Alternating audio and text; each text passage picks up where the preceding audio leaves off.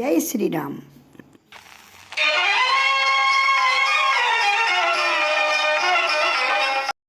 భగవద్భక్తులందరికీ కూడా ఝాన్సీ ఆధ్యాత్మిక ముచ్చట్లకి స్వాగతం, సుస్వాగతం.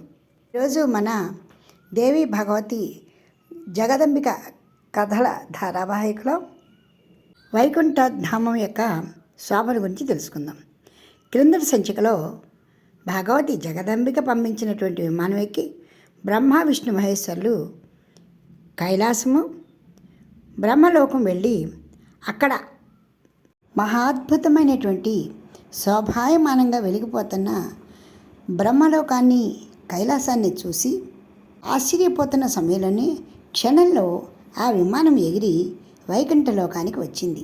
ఆ రెండు లోకాలే మహాద్భుతంగా శోభాయమానంగా ఉన్నాయంటే వాటిని మించి ఈ వైకుంఠలోకం ఉంది.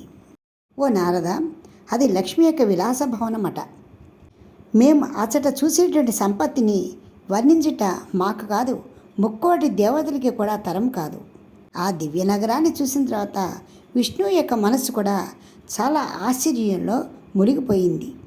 అక్కడ శ్రీహరి విరాజమానుడై ఉన్నాడు. ఆయన ఎలా ఉన్నాడంటే అగిసి పుష్పాలతో సమానంగా కాంతిలీనుతూ 4 భుజాలతో పీతాంబరధారి అయి పక్షిరాజగు గరుడిని వీపు మీద విరాజమానుడై కూర్చునుండగా దివ్యాభరణాలతో అలంకరింపబడినటువంటి లక్ష్మీదేవి చామరము వేస్తూ ఉన్న ఆ దృశ్యాన్ని మేము చూశాము. సనాతనుడకు శ్రీహరి యొక్క ఆ వైభవాన్ని చూచి మేము ఆశ్చర్యపోతున్న సమయంలోనే వాయువేగంతో ఆ విమానం అక్కడి నుండి బయలుదేరింది.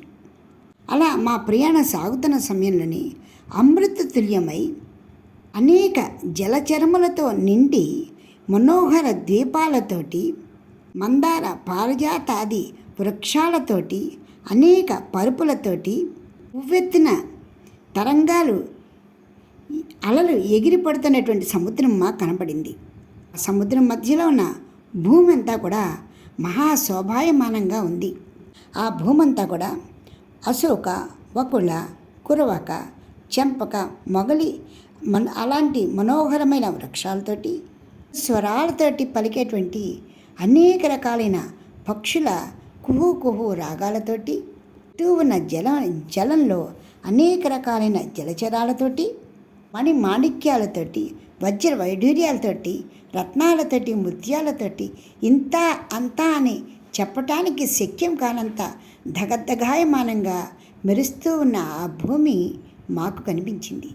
అతి దూరం నుండి ఆ భూమిపైన ఇంద్రధనుస్సులా మెరిచేటువంటి వస్త్రాలతోటి కప్పబడిన ఒక మంచం ఉంది. ఆ మంచం మధ్యలో ఒక దివ్య రమణీయమణి ఆసీనురాలే ఉంది.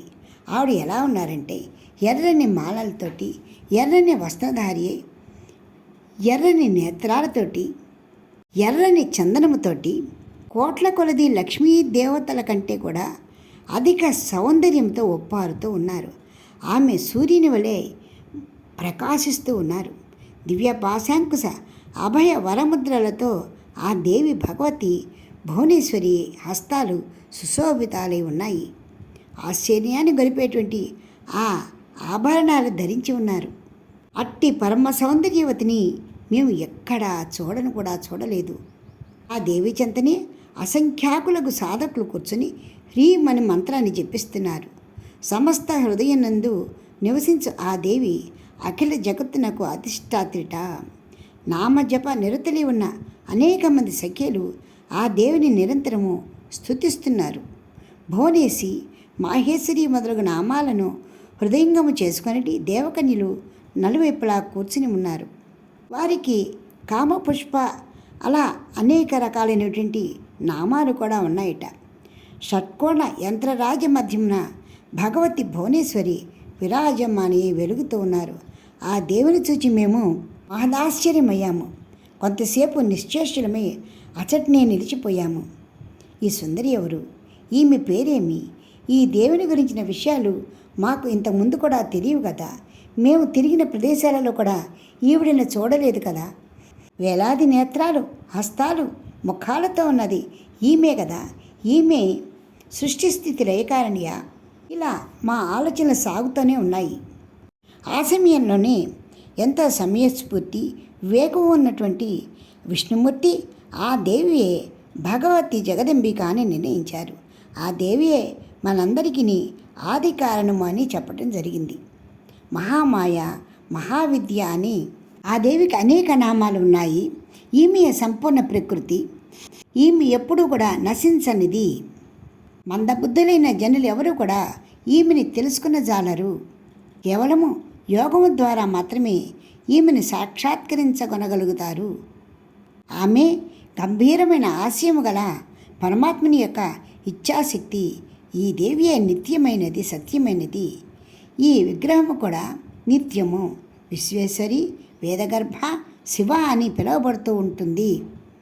ప్రళయకాలమందు కూడా సమస్త జగత్తును విలీనము చేసుకుంటుంది. సమస్త జీవుల ఆకృతులను తన విగ్రహం నందు నిహితము చేసుకుని ఉంటుంది. శివబ్రహ్మలారా, సర్వబీజ రూపిణి అయి ఈ దేవి విరాజ్యులతో ఉన్నది. ఈ జనని యొక్క కోటాను కోట్ల విభూతులు ఈ పరిశ్రమలందే శోభిల్లుతున్నాయి. క్రమక్రమంగా వీటన్నిటినీ చూడండి. ఆ విభూతుల శరీరములు దివ్యాలంకారాలతో, దివ్య గంధాలతో సుశీభూతమై ఉన్నాయి కదా. ఓ శివబ్రహ్మలారా, ఈ సహచారణులందరూ భగవతిని సేవిస్తున్నారు. మిక్కిలి పుణ్యమూర్తులకు, గొప్ప గొప్ప దానములు చేసిన వారికి, తాపసులకు మాత్రమే కళాస్వరూపిణి, కళ్యాణరూపిణి భగవతి యొక్క భువనేశ్వరి దర్శనం లభిస్తుంది. రాగులైన వారికి ఆ దేవి దర్శనం లభించదు. ఆమెయే మూల ప్రకృతి. మన అదృష్టవశాత్తు ఆమె మనకి గోచరింపబడుతూ ఉన్నది. సదా పరమపురుషునితో విహరిస్తూ ఉంటున్నది. బ్రహ్మాండాన్ని సృష్టించి పరమపురుషునకు దానిని చూపిస్తూ ఉంటుంది. పరమపురుషుడు ద్రష్ట. ఈ చరాచర జగత్తు దృశ్యము. ఆ పరమపురుషుని యొక్క ఈ ఆదిశక్తి మహామాయ, సమస్తమునకు అధిష్టాత్రి దేవి. ఈమెయే సకల సృష్టికి కారణము. ప్రళయార్ణవమునందు నాకు దర్శనమసిగినది కూడా ఈ దివ్యాంగనయే అంటూ విష్ణు భగవానులు చాలా అబ్బురపడిపోతూ చెప్తున్నారు. ఆ సమయమున నేను శిశువు రూపంలో ఉన్నాను. నన్ను ఉయ్యాలలో ఆ తల్లి ఊపుతూ ఉంది.